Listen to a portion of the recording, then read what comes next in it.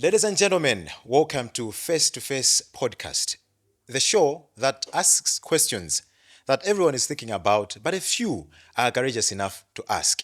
Today, we go face to face with Honorable Moses Kunkuyu, who is the Minister of Information and Digitalization, and of course, the Chief Government Spokesperson. My name is Victor DAFFRECE. From high-profile scandals like the Bridgen Foundation and, of course, Butchery Fertilizer deals to the fight against corruption and, of course, the current state of our economy to their quest to continue in power. We will discuss various issues of national interest. Please stay tuned as it gets down with the Honorable Minister. Honorable, welcome to the show. Thank you very much. How are you? Very good. Yourself? I'm very well, thanks. Good. Honorable, you wear many hats, serving as the Minister of Information as well as the Chief Government Spokesperson. How do you balance the two roles? I mean, they could be one and the same. If you look at the nature of the two, being the information minister, making sure that the country is well informed. And since we coordinate the efforts or the participation in this quest of many players like PROs in government, ministries, departments, and agencies. So I, being at the helm of it as their lead, it's a question of having the team in place. If people are all over operating in those MDAs and then sharing that with you, and you happen to be the mouthpiece of that system, it makes the information ministry and the government spokesperson role one and the same thing. But then there is the digitalization aspect, which is a completely would call it a standalone thing altogether because it's a new phenomenon, I would say, that has come up by the president in this administration, showcasing his serious interest towards the digitalization of our systems as a country and as a people. You know that the country is going digital. And going digital, definitely whatever we are doing, if we do not apply the digitalization aspect, then we'll be lagging behind. So the president saw it of great interest and benefit to the people to have digitalization as a component within the ministry and to show that there is really that seriousness towards turning the country into a digital country.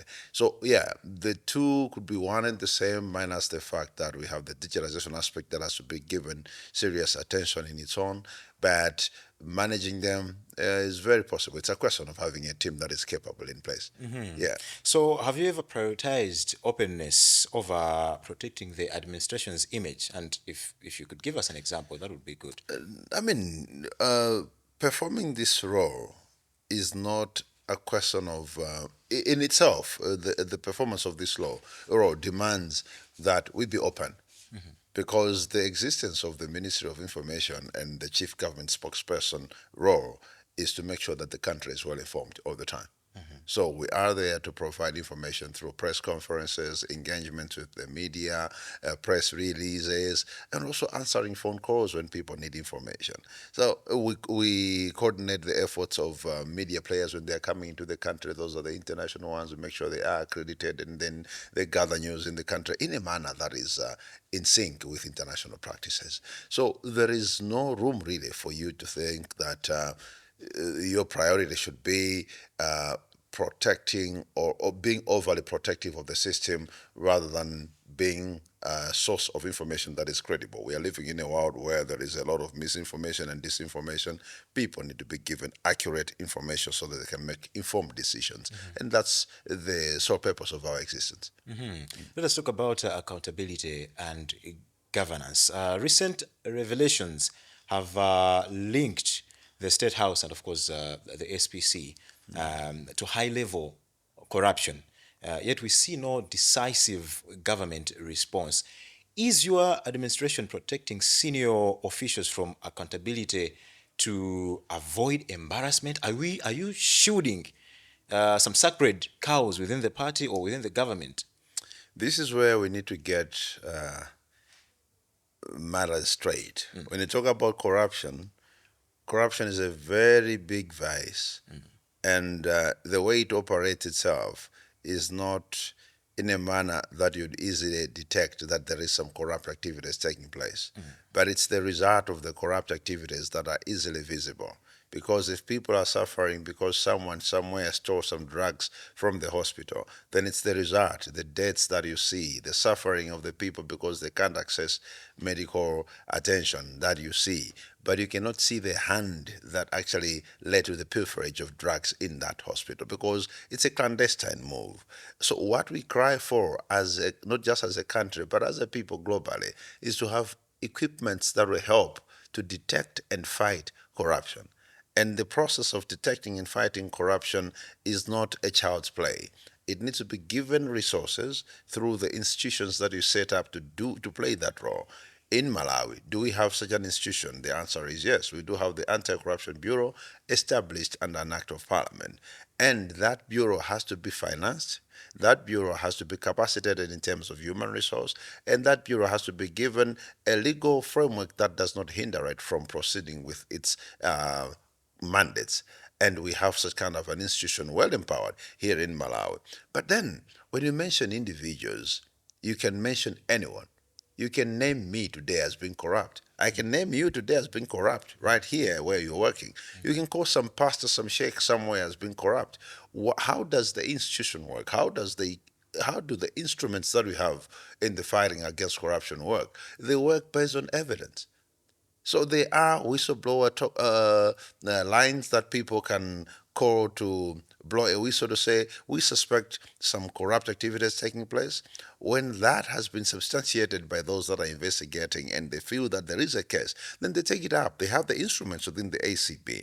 But if we just come and say, you are shielding some people that are suspected to have been corrupt somewhere without even singling out the kind of corrupt activity that took place, then we are not operating within the framework of the law. We're So, missing it. is it all right to assume that the government is under-equipped as regards to the fight No, against corruption in this no, country? no. If there is an ACB that has been reputed as being well equipped, then if there is a corruption busting body that has been equipped and it's reputable for that, then it's the Anti-Corruption Bureau in Malawi. We have the right human capacity. We have the resources because they have never been resourced financially the way they are under this administration. And there were laws that were actually hindering the processes within the ACB. Like when you want to take up a case, you had to go and seek consent from the office of the Director of Public Prosecution. It's no longer there. That law was amended and that section was removed. So the Anti-Corruption Bureau is well capacitated. It's free to operate. So we cannot say that we do not have the equipment. We have the equipment, but then the process has to be followed because in the end, every one of us will be corrupt. Every one of us will be corrupt, and you have the police or the ACB knocking on your door just because someone rose somewhere and said Victor is corrupt. But are you foreseeing a free corrupt Malawi sometime? It's a fight that we have to fight together, and let's just not talk about Malawi. No, corruption is a big vice. Corruption is an industry. People are thriving on corruption, not only in Malawi. The global institutions that you see, there are governments that you say they are more democratic. They have been entrenched in democracy for centuries, but they are corrupt, thriving on corruption. There are world leaders that are corrupt. So it's a vice that we must fight together. And as Malawi, we can just play our role in ensuring that we reduce the suffering of the people by ensuring that we do not steal the little that we have. Because what we have, our economy is small. What we have is little. The 23 million people cannot be shouldered by the economy that we have. And if we engage in corrupt activities, we're depriving the people of the basic services that they need to access. People are dying. People will continue dying if we do not change. So efforts that have to be put in place is not about someone rising on the mountaintop and say so and so is corrupt. No, we have to go beyond that. Let us begin to look into ways of ensuring that we really expose the corrupt activities and deal with them decisively.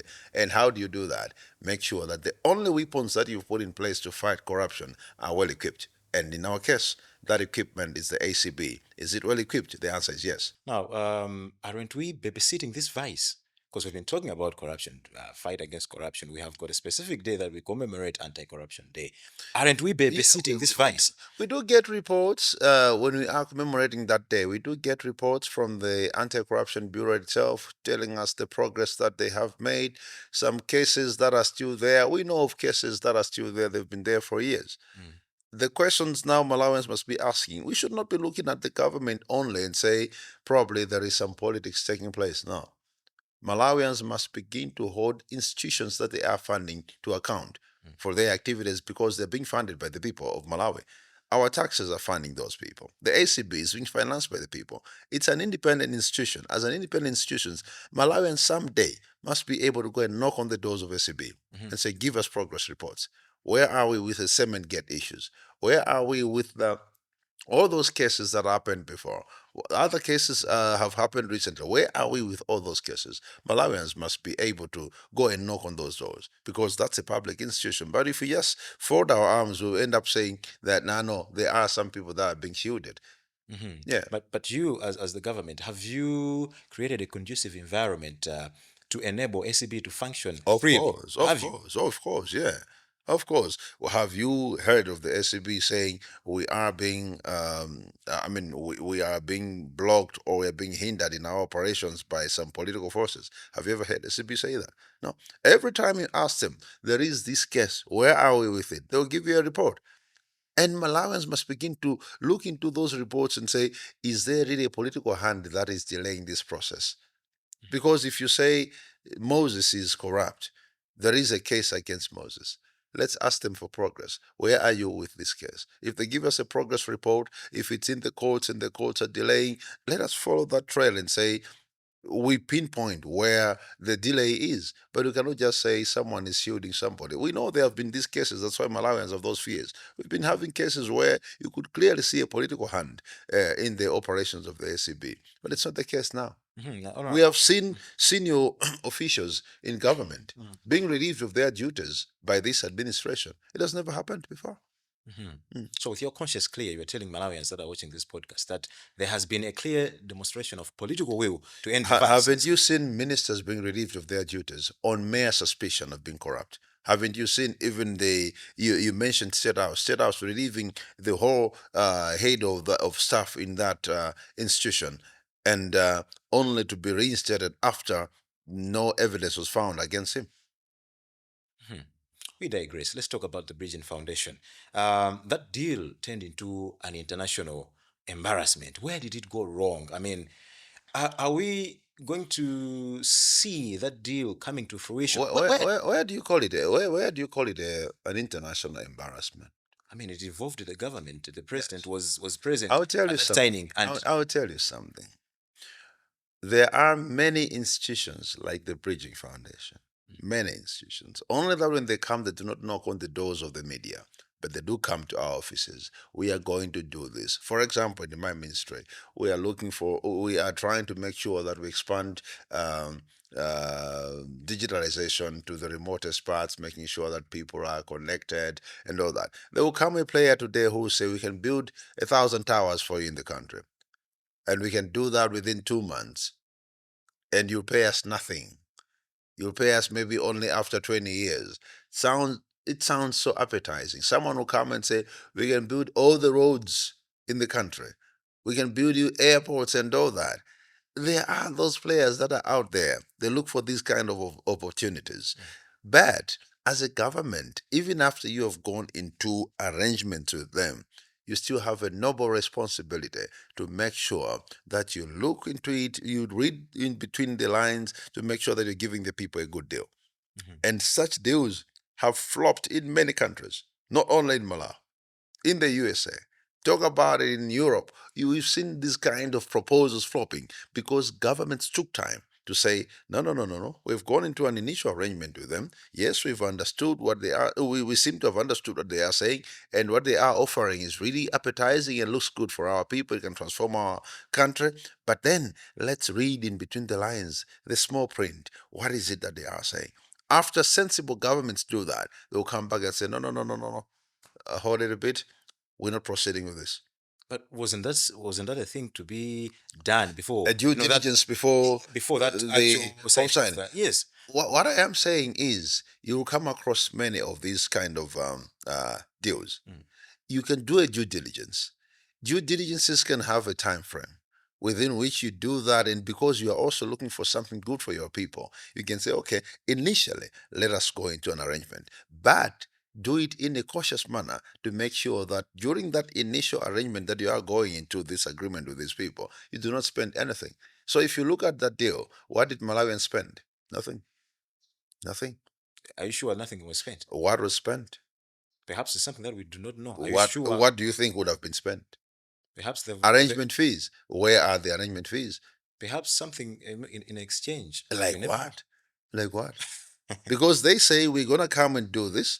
Okay, all right. What they are looking for is the market where they can plant their whatever skills or equipment or whatever, or a lending, so that in the end they reap or they make a business deal from their being engaged by a country or countries. So they are looking for a market.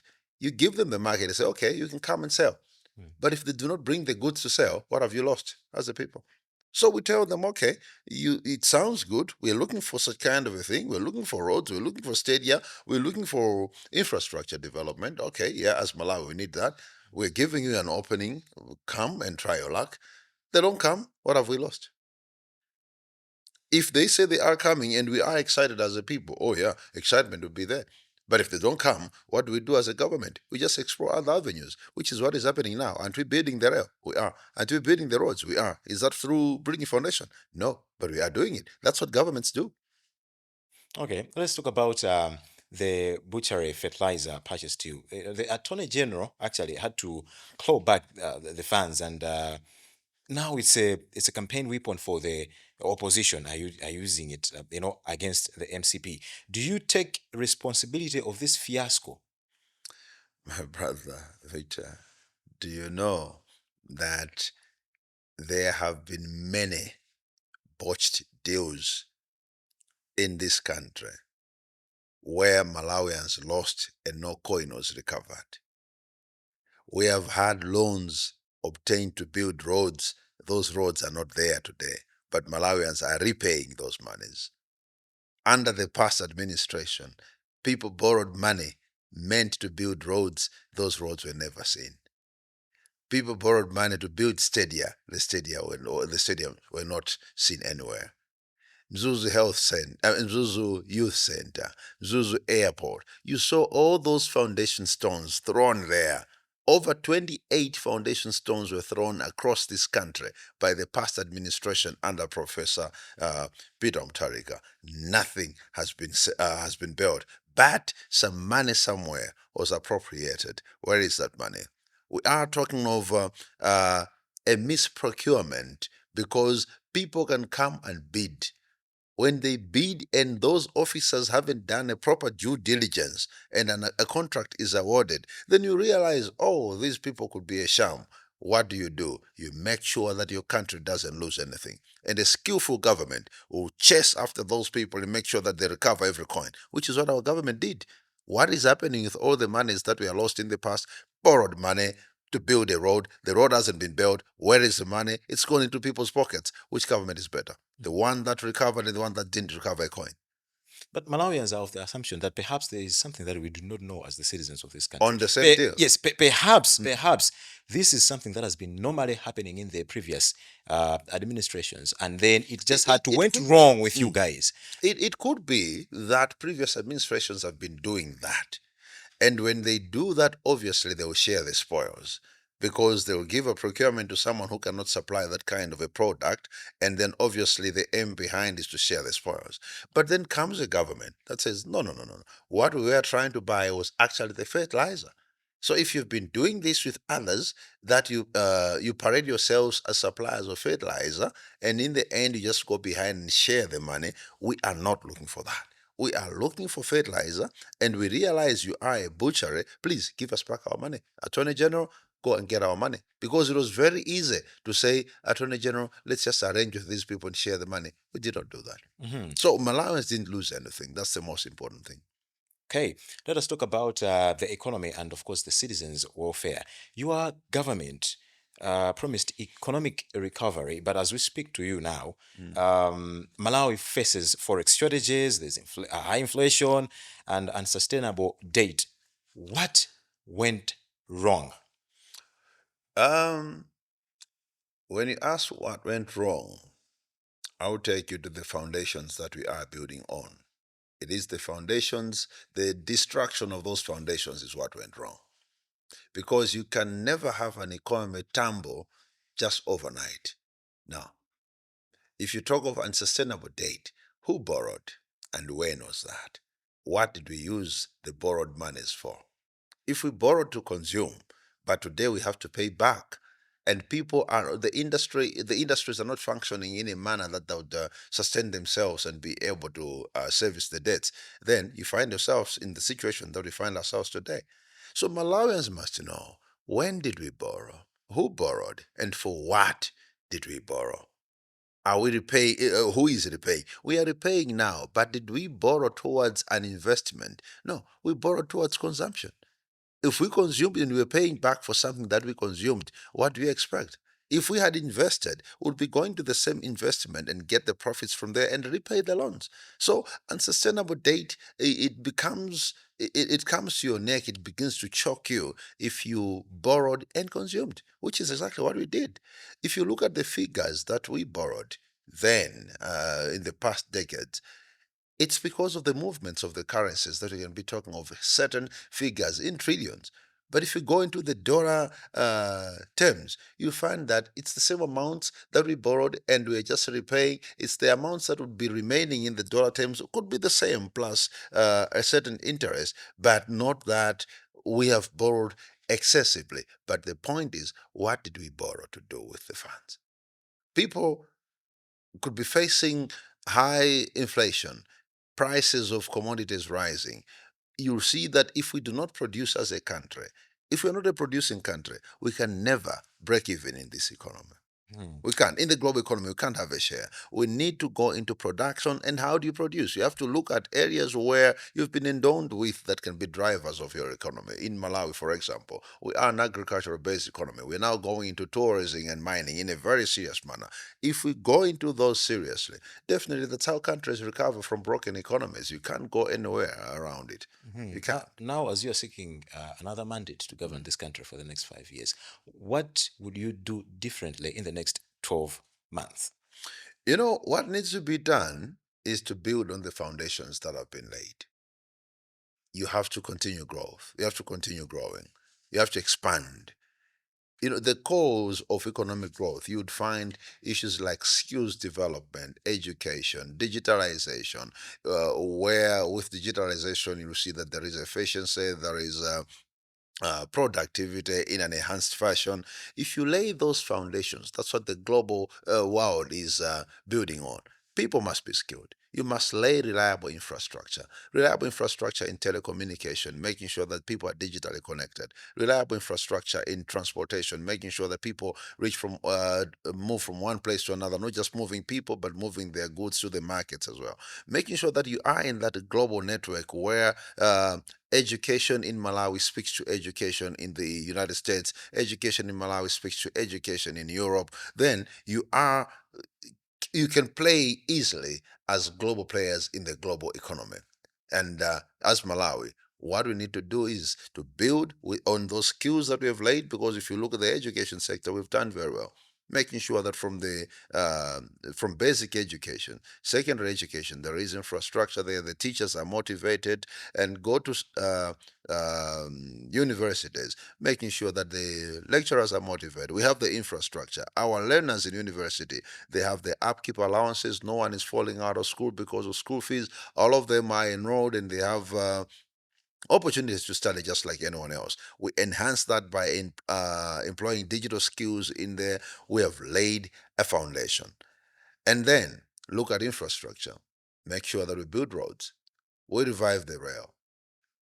Then from those foundations, definitely we are seeing the spoils now that agricultural commercialization is coming in. We're opening the mega farms. People are getting employed. If we employ more people, then definitely the spending power of people will increase. That grows an economy. And as a country now, all we can do is to expand on what we have laid as foundations. So if we have laid roads, for example, what do we expect in the next 12 months? We continue with that. If roads have led, 6-lane roads have led to Kanengo, let's expand that. If M1 is ending in Karonga, let's take that to Chitipa. If the rail line is now at Nsanje, let's make sure it climbs upland all the way to Limbe and it connects all the way to the central region to the northern region. If the tourism sector had just started from somewhere, let's make sure we take it to another level. Let's make sure that the mining sector, where we now have a mining company, that's a Malawi mining company, where we now have the Mining and Minerals Regulatory Authority, we can now test our minerals right here. Let's expand from there to now begin to see the spoils. We have reopened, for example, the Kairekera mine. Let's make sure that the partnership that we have established with these institutions begin to bear fruits for Malawians. So it's a question of continuing. How many police houses have we constructed? How many do we need to construct more? How many teachers have been promoted? How many more do we need to promote? How many kilometers of roads have we built? How much more do we have to build? That's what needs to be done when you've laid foundations. You expand on the same. Now let us talk about the current state of Malawians' livelihoods. Ordinary Malawians actually cannot afford to buy maize. We've got few challenges. I mean, basic goods, the prices of basic goods. Has your government done anything to cushion these crises? Of course, the mandate of government primarily is to serve the people, and you cannot serve the people that are suffering. You need to make sure that your core mandate is shown in the actions that you display as a government. When prices of commodities are rising due to various factors, as government, how do you come in? In our case, we are an agricultural based economy. We believe that we have to produce for people to consume. We have to produce for people to sell and livelihoods as farmers. And how do we help the farmers to produce? Let's make sure they have farm inputs timely delivered to them. The AIP inputs, but also the commercial fertilizer has to be delivered to them at affordable prices. When they have gotten this, what we do is to look up to heavens and say, let's have rains. Currently, that's mainly what we are relying on. We're relying on rain-fed agriculture, which is something that we must address immediately. We have to go into irrigation as well and other sources. So if the rains are bad, what do you expect? Malawians will suffer. That's the situation we found ourselves in. Malawians experienced droughts every year of the 5 years of the Lazarus Chakwera. We faced droughts, dry spells. And what's the result of a dry spell? People not have food. And what does a sensible government do? Come in, provide food to the people. Has Dr. Chakwera done that? Yes, he has done that. So when people suffered, the government came in to provide food to the people because natural disasters are not man-made. They weren't made by the MCP government. They were not made by Dr. Lazarus Chakwera. But the people in government, like Chakwera in this case, had to come in with solutions to make sure that it cushions the people. Talk of escalation of prices. You go anywhere. Some people may not want to hear this because they're not honest. But go anywhere. The price of bread yesterday is not the price of bread today. It's not the same. Prices have changed, and prices will continue to change.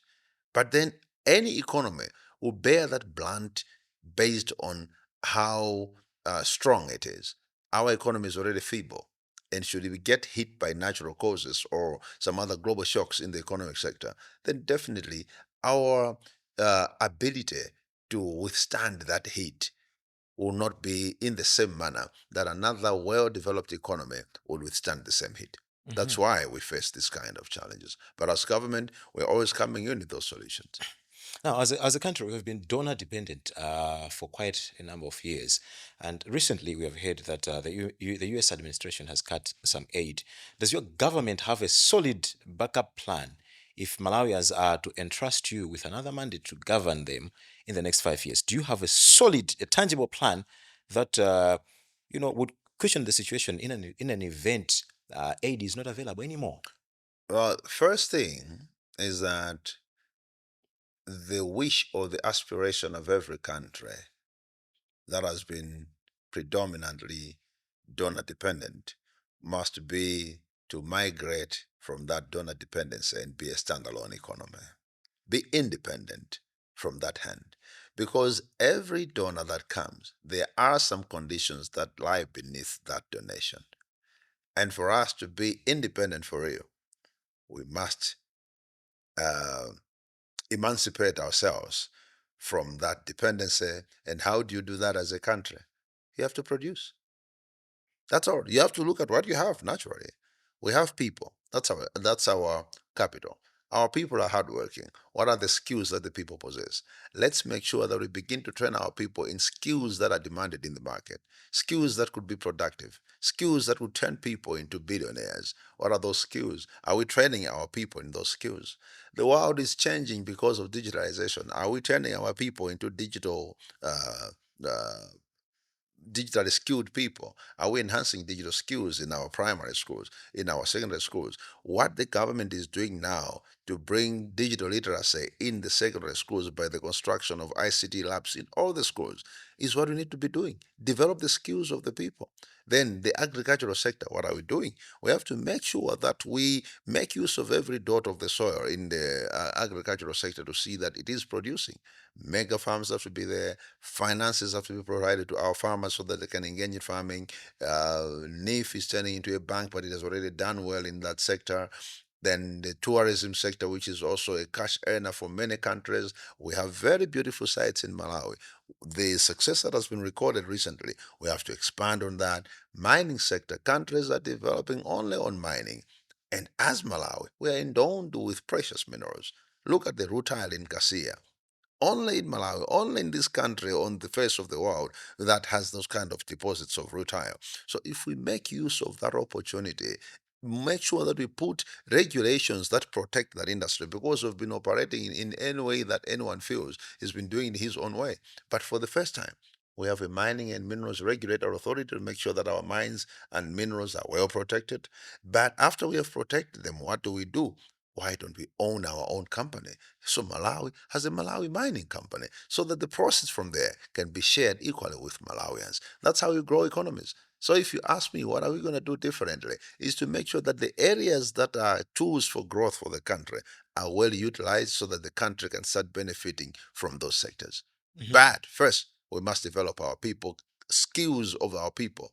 Let's begin to bring skills that are relevant to the demands that are there. No time to train someone in a field that does not have a market. No one is demanding anything from there, but we are busy training people, our children in those sectors. It doesn't work. It doesn't work. The country is going digital. That's one thing that I want to emphasize on. We're going digital. Let's train our people in digital skills.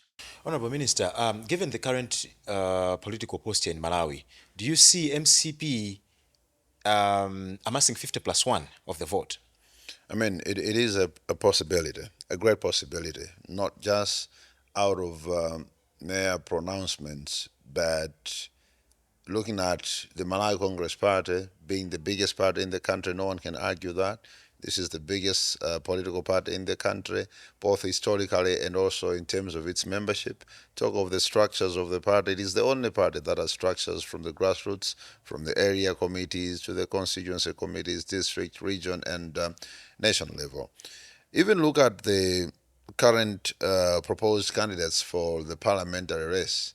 As we are talking, out of the 229 constituencies that will be contested for, it is only Malawi Congress Party that has fielded more candidates. Other parties are coming below 200 parliamentarians. What does that mean? Who are they leaving the other 29 or so for?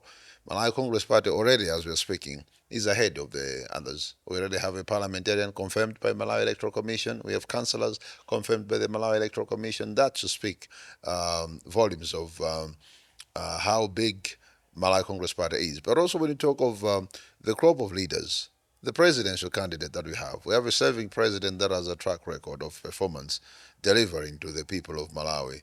Definitely, this puts us ahead of everyone. Are you confident that the president has really delivered? Yes. Yes, but I mean, you and I, we've lived in Malawi. We were born in Malawi, we've lived in Malawi, we've seen presidents. We have seen people plundering our economy. We've seen our infrastructure getting destroyed. And we have seen Lazarus, we are rebuilding that. Haven't you? Were we not there when the rail line was being destroyed, and now it's back? Were we not there when our roads were built in a shabby fashion? We are there to see the new roads now. Were we not there when we were lied to that the police and the security officers would be housed in proper houses? We are there today to see them being housed in proper institutions, proper houses. Were we not there when our teachers were lied to that they'll be promoted? We are here today to see Lazarus Chakwera promoting over 25,000 of those teachers. Were we not there to see people with albinism being killed? Are we not there today to see them being cared for? We have been there. We know all this. So Malawians will not just go by what someone will sit on his desktop and write. No, Malawians will go by what they have seen.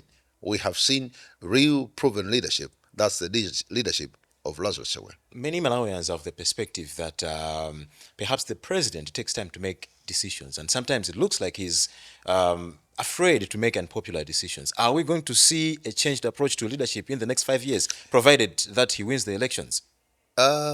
One, the president is winning the election. That one I would want Are you confident that the that one president? that one I would want to leave The with you. DPP says that people are returning to proven leadership. Is MCP really winning? I'm telling you that, and take it from me. President Lazarus Chakwera is winning this election. He is winning. We are doing, even the campaign that we are doing a data-driven campaign. We know what we are talking about. We know who is going to vote. It's not the 22 million Malawians. It's not those that are on Facebook that are going to vote. No, there is no polling center on Facebook.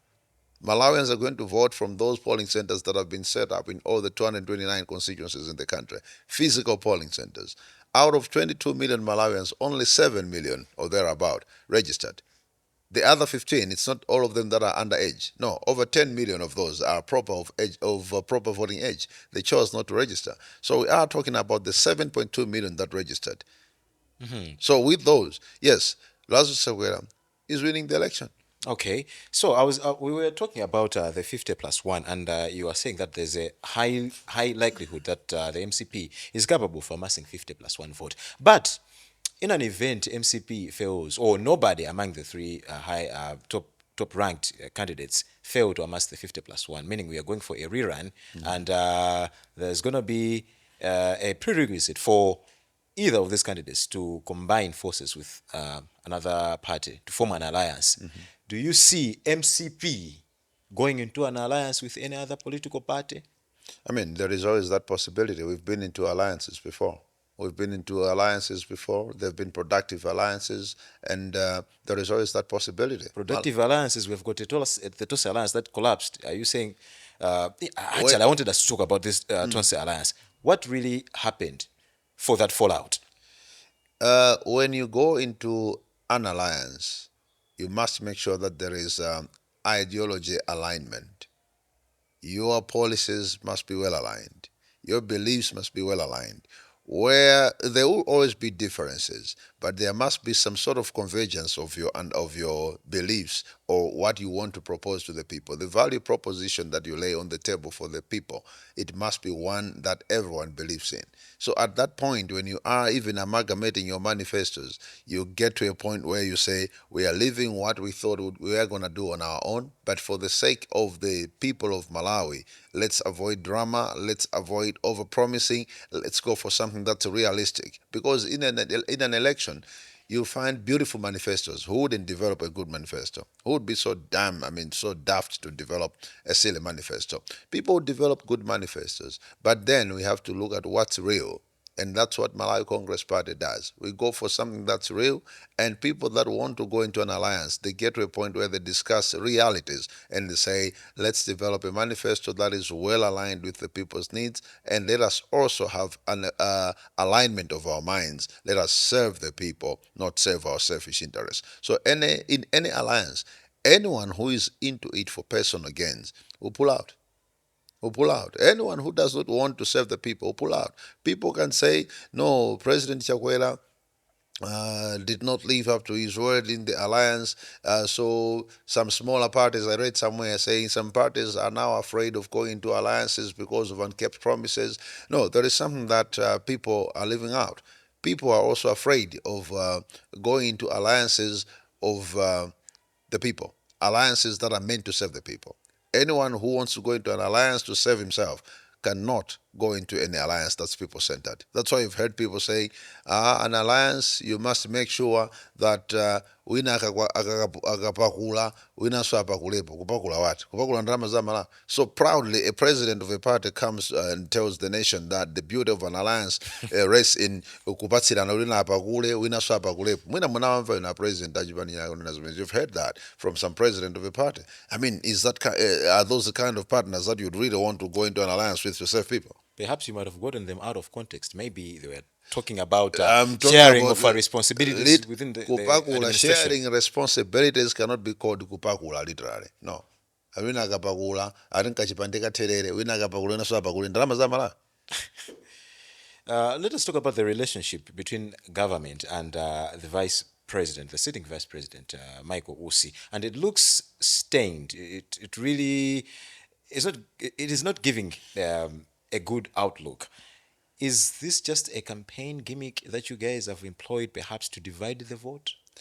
You said the relationship between government and the vice president. And the vice president. They are one. The vice president and the government, they are one. Okay, let us talk about him as the vice president, and of course MCP as a party. We have seen him throwing, tantrums whenever he's doing his campaigns.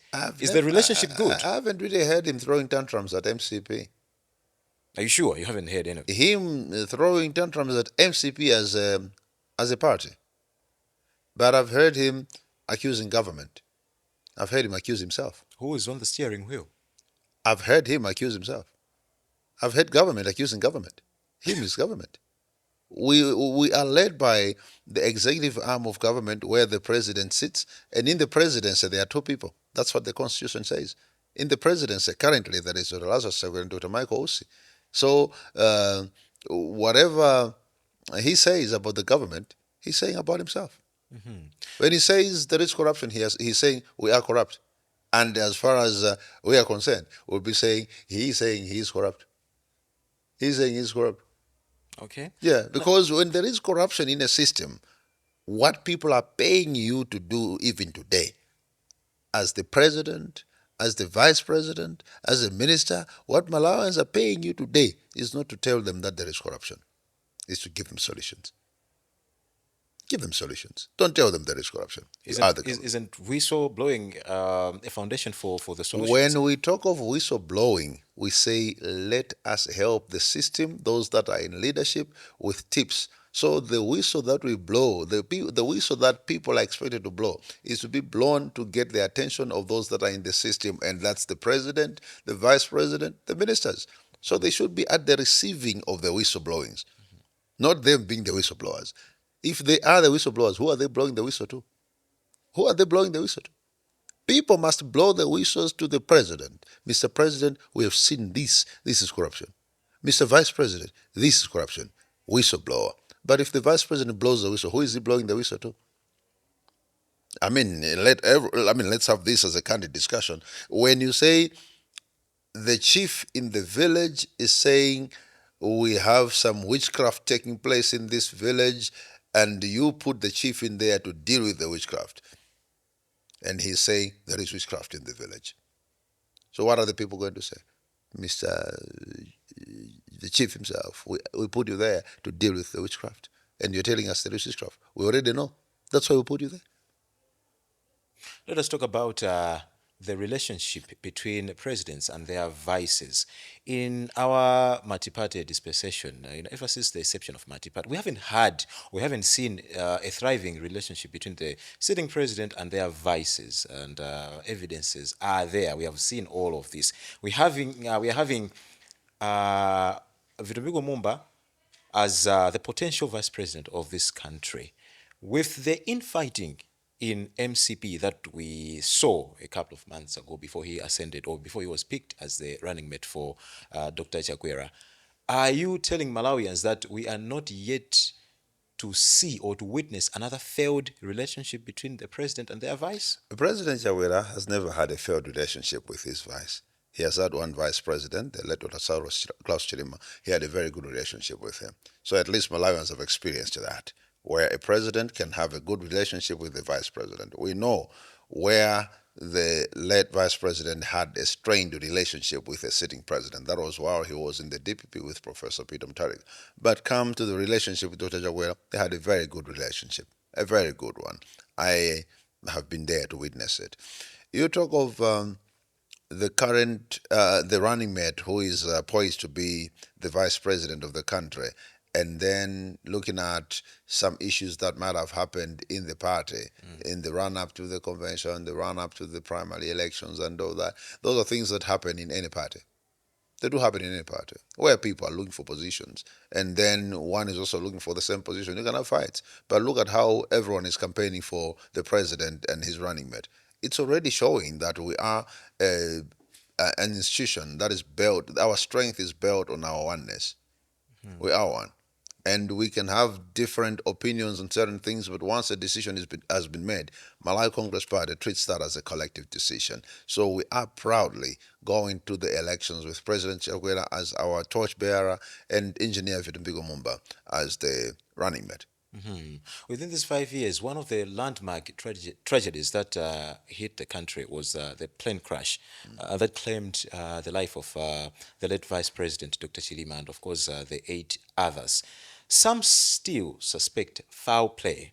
How do you rate your government's handling of that tragedy? There was a little bit of, not a little bit, but there was more of a politicization of that tragedy. How did your government handle it? You know, the role of any government in such kind of a time is to make sure that people know what actually happened by using the available tools that can help people to know what actually happened or to do an investigation into what actually happened so that people's confidence is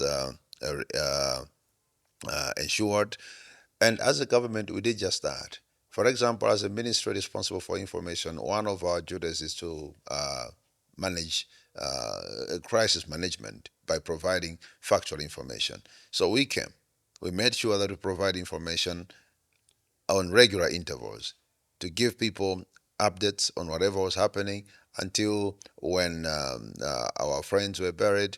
After they were buried, then came the inquiries. Inquiries did their job openly.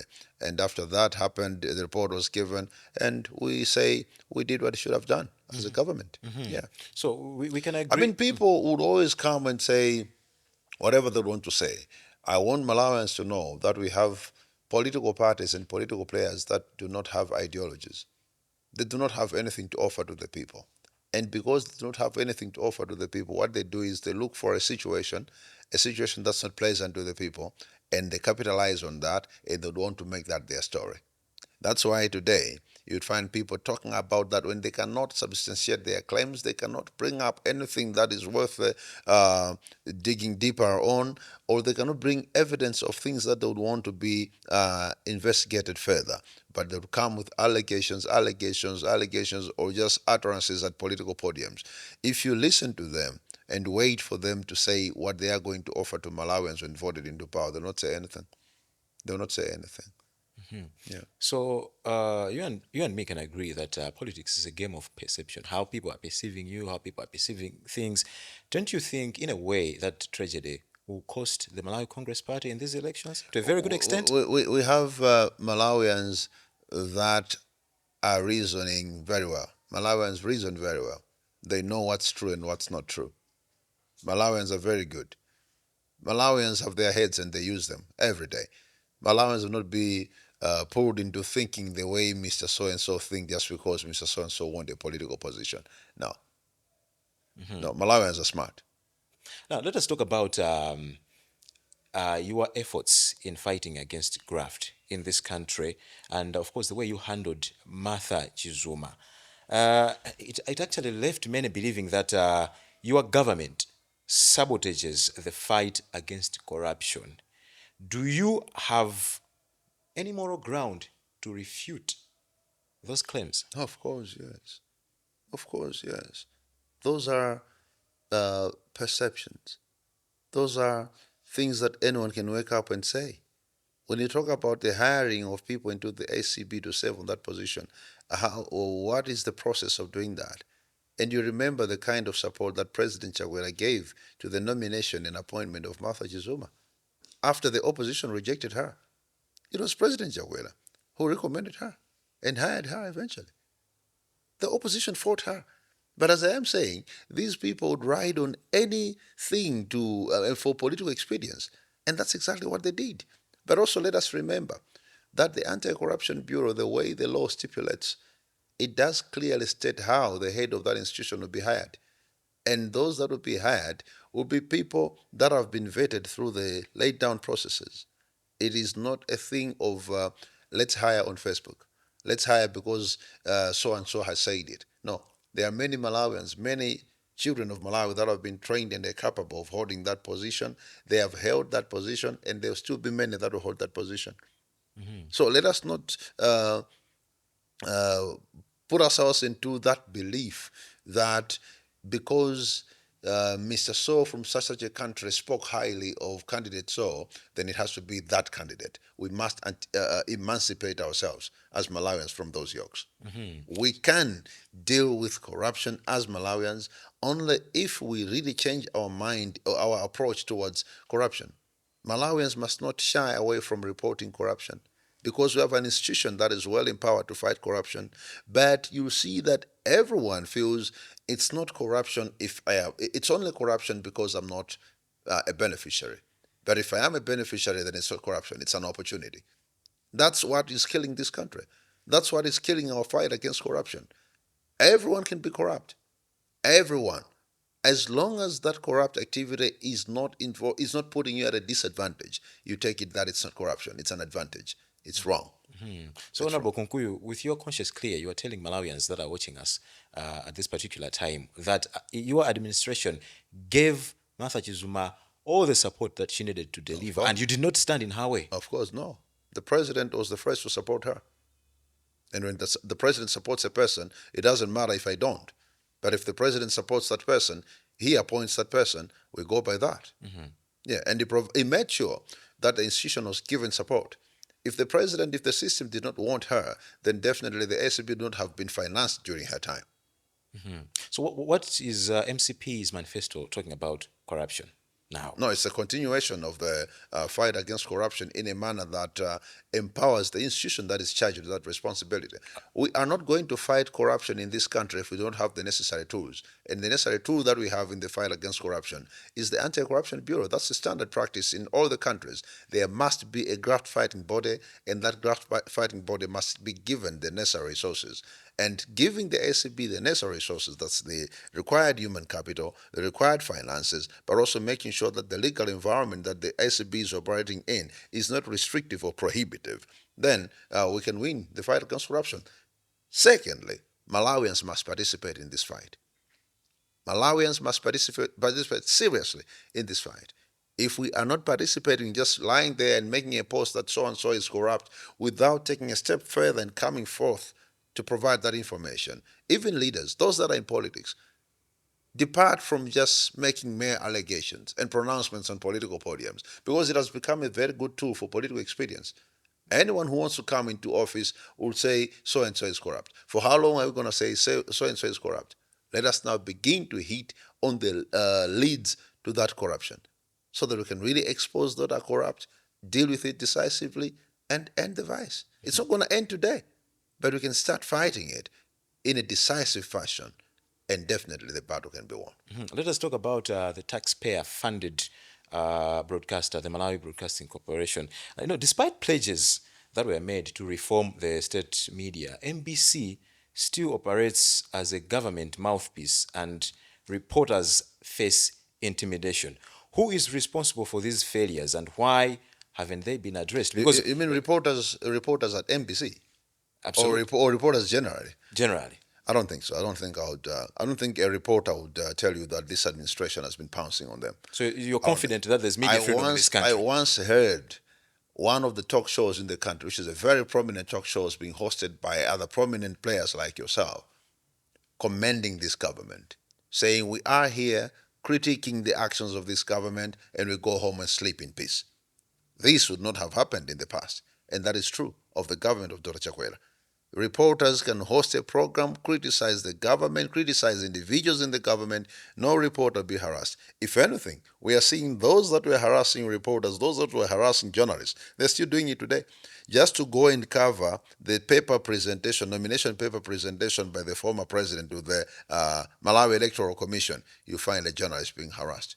Just by covering their rallies, you find journalists being harassed. That is what they used to do when they were in government. But today, reporters are free. And actually, I enjoy the relationship with reporters today because I know they are happy as well with the leadership of Dr. Jaguar. Yeah. So yeah, I was asking that question deliberately because I was forming premise for my Okay. next question as regards to how MBC is currently performing. Now we're having even the Director General coming on camera peddling propagandas, pro-government propagandas. Are you, as a line minister, are you satisfied with how MBC is operating recently? Is this something that we are yet to continue seeing as MCP continues to govern this country if Malawians are going to vote for you again? For institutions that are led by people, and there are people that are playing various roles in that kind of an institution, there is always room that there will be something that someone somewhere may not like. But at the end of the day, there is the Communication Act under which these broadcasters or these institutions are established and regulated. They are there to provide entertainment to the people. They are there to educate people. They are there to keep people informed. So that's the core mandate of institutions. And like for an institution like MBC that is funded by the people of Malawi, they have to make sure that they entertain the people in a manner that entertains every taxpayer. They have to inform the people in a manner that informs every taxpayer. And they have to educate the people in a manner that educates every taxpayer, regardless of their political affiliation. But as I did say, there can always be room for improvement, just like there would be also in any private institution. So DPP is widely seen as your strongest contender. What makes your administration more deserving of Malawians' votes than them? Apart from our performance, which has been proven, people are seeing it. People are seeing the infrastructure development that is taking place in the country. People are seeing all various kind of developments that are taking place in the country. Apart from that, and painting our own image as a very good image, but people must also look at why they shouldn't go back to other administrations. So you've mentioned the DPP. People must be asking, are we going back to a regime where a whole president could sit in the office, have some guys out there clearing cement at the border in the name of the president without the president's knowledge? Is that where we would want to go back? Are we saying an albino person would say, I would rather go back to DPP? Are we saying that a police officer who was promised a house, a decent house, and never got one, would say, after getting over 4,000 houses from the current administration, I'd rather go back to the DPP? Are we saying that teachers who were never promoted, others for even 20 years, after seeing promotions of over 25,000 teachers, would say, we better go back to the DPP? Are we saying that motorists in the country who saw the roads being built would say, after seeing what Dr. Jaguar has done in the transport infrastructure networks, would say, let us go back to the DPP? Are we saying that our farmers who could never have access to farm input loans would say, after NIF rolled out this farm input loans program and NIF turning into a bank, would rather go back to the DPP? Just an example. Those people that do not have electricity in their houses, for 50 years, this country only connected 2 million households, from 11% connected in 50 years, and only 4 years connecting to over 25% of households in the country to electricity. Would these people say, would better go back to the DPP where there was a company coming in between Ejenko and Eskom just to be a seller, a buyer and seller of electricity to the people so they could be raking profits? Is that where Malawians would want to go back? After looking into all those and many where people just go and lay foundation stones without laying any infrastructure, our students in the universities, when they look at what is happening now, there could be something we need to do better. But when they see that in the past they couldn't get access to the universities because of fees, their upkeep was very low. Or do they say we better go back to DPP because we're not getting what we would have loved now? The answer is, we are not where we would have loved to be yet. We still desire to be somewhere. We are not there yet, but certainly we cannot say we can go back to DPP. No, Malawians are not that daft. And where someone does a survey, comes up with a report, and come the result, it's a miss. Then tomorrow comes again with another survey, again another survey. They have done this before. Didn't they do it in 2014? Did they do it in 2019? Didn't they do it in 2020? Were they accurate? They were all a miss. Why should we waste our time listening to desktop surveys again? These surveys, there are people that are happy, they are thriving on financing surveys, and others are thriving on conducting such kind of bogus, if I may call it, surveys. Why am I calling it this? I respect the individuals that are behind these surveys, but I don't respect their work.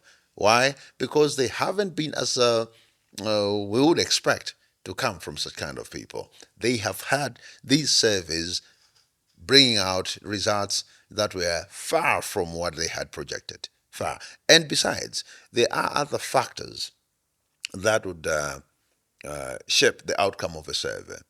How do you, in an election like a presidential election, how do you conduct a survey without all factors, all players that come into an election are in place?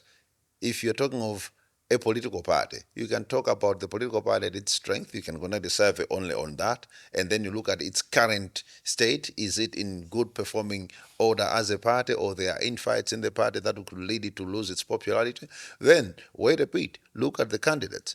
When candidates are announced, that could be something that could reawaken a party's popularity if it was losing its popularity. Then wait a bit, we have another layer where you have the running mates. The running mates also can bring new vibe to the political party. And you have a survey that is conducted before running mates are announced, before candidates are announced, before parties go to conventions, and you say that's a conclusive survey. No, it's not.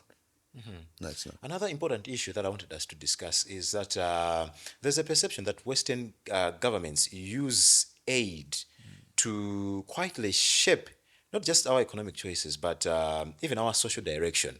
You know, how much true or how much truth is there to that, and how does Malawi navigate such pressure? Or is it just an excuse that is used by politicians failing to manage donor funding? I will tell you, as a country and as African countries, I did say earlier on, we must find ways of building our economies and making sure they are resilient economies. In that way, we can unhook ourselves from these shackles of economic independence, of economic dependence. We are relying heavily on donors, and there is no donor that will come without any conditions. There are conditionalities attached to these or to all these grants or donor funds that they give us. And if we will still have to find ourselves dancing to their tune in a way. But if we do not, definitely they'll always find a way of dealing with you. I wouldn't want to go into examples, but I know of countries that have really suffered big blows just because they don't want to dance to certain tunes. Malawi and Africa must rise. Where God has endowed us with resources like in the mining sector, tourism sector, and other sectors, agricultural sector, let us tap into those and develop our economies. The future is bright for Africa, the most beautiful continent on the planet, the most blessed continent on the planet is Africa. Anyone would want to go to Africa. People have exploited Africa, but Africa must rise. I always watch people. I read books, I've read literature, I've watched people that have spoken highly about the need for Africa to unite. If Africa doesn't unite, my brother, the future will be like this. Another 10 years will come and you say the donors are trying to shape our our decisions and dictating what we do in our economy. Africa must be united. We can start with regional blocks. Let's have all these non-stop border posts that we're having as a country, as Malawi, non-stop border with Zambia, non-stop border with Mozambique, non-stop border with Tanzania. That's a starting point. We build a block. In that block, we reintegrate and become one again. We speak the same languages. People move from one country to the other without any obstacles across the borders. Then we expand that further. It becomes it covers a wider part of the continent. Then the whole continent is covered in that. Definitely, Africa is going to have a powerful voice. But today, with no strong voice, look at how many currencies we have in Africa. How many passports? How many passports do we have? How many stamps do you have to have in your passport when you're traveling from here to the other parts of the continent? It doesn't look good. It doesn't look good. 1.3 billion people, the same population with China, the same population with India. One president is ruling India. One central bank, one military command center, one currency, one passport. Why not with Africa? So it's a big problem, but it calls for another conversation and on a different podium where African leaders must begin that conversation. Otherwise, we'll be here today talk about these problems and that yoke that is still hanging on our necks. And come 20 years, we're going to say the same thing. Now, talking about crisis in trade, there has been a high attribution to the existence of cartels in this country, and actually, the president has ever came out to say that there are cartels that are behind the manipulation of prices on the market, and having the president admitting that there are cartels, the president, the most powerful individual in this country, having all the information at his disposal, wasn't it easier for you as an administration just to deal with the cartels? Cartels. And you've talked of the president being the most powerful person. Absolutely, he is. The president is not the most powerful person. Isn't he? The president is at the top of the administration of the country, but the governance of the country is shaped by the constitution, and there is no one who is more powerful than the constitution, not even the president. So the president can sit there. There are cartels. Fighting those cartels requires that the constitution be applied in as far as what tools we need to fight those cartels. And I can tell you here, it's not as easy. When the things that you are looking for, the things that you need critical as a country, are not things that you can lay your hands on and say you can produce locally. For example, fertilizer, that's a cartel, a big cartel globally. Today, you can meet a chain of 15 people, all of them claiming they own a factory, they own a factory. By the time you get to the factory owner, you can't even see the factory owner. But the one you were meeting yesterday was saying, I own a factory. Petroleum products, diesel, the fuels, there are cartels in there.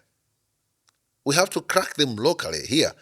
We have to make sure that we do not create room for those cartels to operate when we are in the country. When we are in the country here, let's deal with one point of entry. We want to import fuel into the country. We as a country, we're using that same person that you are calling the most powerful person. He dictates to say, let us go and buy from the manufacturers. Let us cut off everyone here. If myself as a minister or whatever in the offices here start creating a platform where someone can come with his cartel and entice me or try to find an entry route through me, then we have opened up for the cartels. But the cartels can be there, but if we say, let us jump, the president says, let us buy from the producer, you eliminate all the cartels. Otherwise, it's a very serious problem. We need to buy fuel into the country using government-to-government arrangement. You cut off all the middlemen. You need to import fertilizer into the country. Government manufacturer, let's cut off everyone in the middle. That's the only way, because I can tell you the landing cost of some of these items will baffle you if we were to buy from government to from another government to our government. It will baffle you. You'll be like, so where are all these additional costs coming from? It's those cartels. And the only way of breaking them is to allow the person you say is the most powerful person to say, let us buy from the producer. That's the only way. And finally, as your term comes to an end, how do you assess your performance as a minister? What would you consider your achievements and downfalls or mishaps serving as a cabinet minister? And before you cut me, Yeah. and looking ahead, if MCP continues governing this country, if the president entrusts you with another ministerial position, what are your promises to Malawians? Oh, now that's for me. Yes, for you, personally for you, yeah. I think my performance in the ministry, I would call it a success, but I'll still leave people to do the judging. I know what I need to do as a government spokesperson, as minister responsible for information, and I was doing just that. Where I did not do perfectly, I own it. I own that mistake. I own that failure. It's mine. And where I did good, I owe it to the team that I've been working with. Biggest stakeholders are the media players, journalists, reporters. They've been my greatest source of help. And if I happen to be doing good somewhere, it's because they've always been available and they've always given me the opportunity to perform my duties. But also, uh, there are many other stakeholders out there. People that will just text you, write you, and say, "Can you do this in this fashion?" When you do it, you're like, I know myself that I'm doing it because someone gave me a tip, but someone will say, "Moses, you're smart. Where is that smartness coming from?" I owe it to someone else. So I listen a lot. Listening has been my secret. Reading a lot has been my other secret. Um, Moving into the future, should such an opportunity arise again, I mean, serving the people is what has always driven me. That's the passion that I have. Serve the people and be truthful. I mean, there is no need really to be lying to the people. Serve the people, serve the people, serve the people. And when you do this under a president like Lazarus Chakwera, you find the job very easy. Very easy. Honorable Moses Kunkuyu, Minister of Information and Digitalization, and of course the Chief Government Spokesperson. It has been a pleasure and quite thrilling to host you on Face2Face Podcast. Thank you very much for gracing the show. You're welcome. Thank you. It's a wrap. That's how we have concluded today's episode of Face2Face Podcast. My name is Victor DAFFRECE, and today I had Moses Kunkuyu, who is the Minister of Information and Digitalization, and of course serves as the Chief Government Spokesperson. If you're watching this video on YouTube, make sure that you hit that subscribe button. And if you're watching a clip on Facebook or TikTok, make sure you share. Bye-bye.